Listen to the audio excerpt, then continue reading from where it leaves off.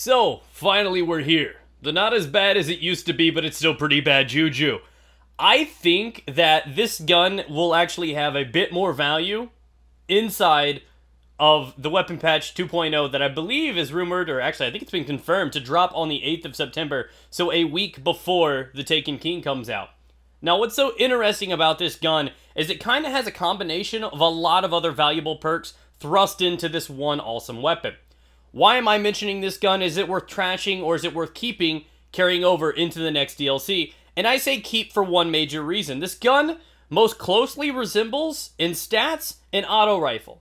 The catch is, this one is not taking the damage over distance nerf that the auto rifles are in fact getting. The average strong, high impact tier of auto rifles come in with a 23 precision hit shot at a 450 round per minute fire rate.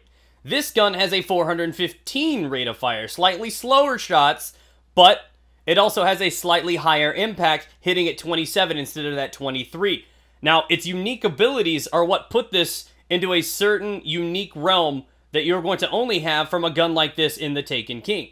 The Bad Juju is a full auto-firing pulse rifle. It's got increased hip fire, the ability to choose between range or stability increase, and its final perk, String of Curses, grants you a mag replenish upon a kill, increased damage upon a kill, and an increased super generation upon a kill. Like I said, this thing offers up a few really cool perks combined into one. Let's break this down. So as I said before, this gun, very similar to what the auto rifles are in most stats, and it is capable of firing in full auto as well.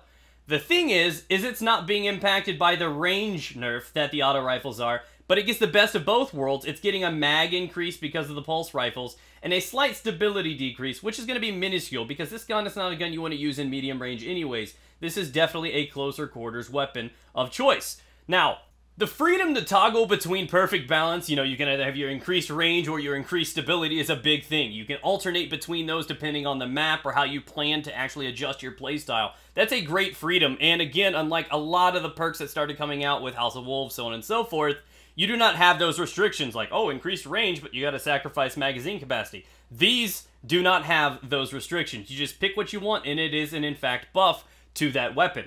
Going over to the String of Curses. This is where it gets really interesting. You build your super faster, making it a really good farming weapon for PvE, but also very reliable in PvP. We do know this is one of the guns that is upgradable, and there is a 2.0 version of this in the Taken King. Where its real utility comes into play is the fact that this thing can replenish its mag. You get a kill, and you're capable of having the confidence of just killing some more. You're not restricted to reloads like those peasant other weapons. You can just continue on an ass tear, and it's beautiful. It's really fun. It's great on maps like Delphi, where you just mop people up. It's great for the game type control. You just get kills and kills and kills, and are not hindered by a reload thing.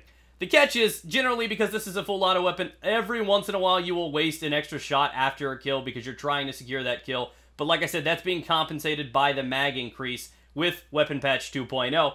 So that's a great bonus too. That's why it really impacts this weapon. And last but not least, it gets a damage buff after a kill. It's kind of throwing in the crowd control perk with this one. And it goes from, I believe it's a 27 headshot to a 31.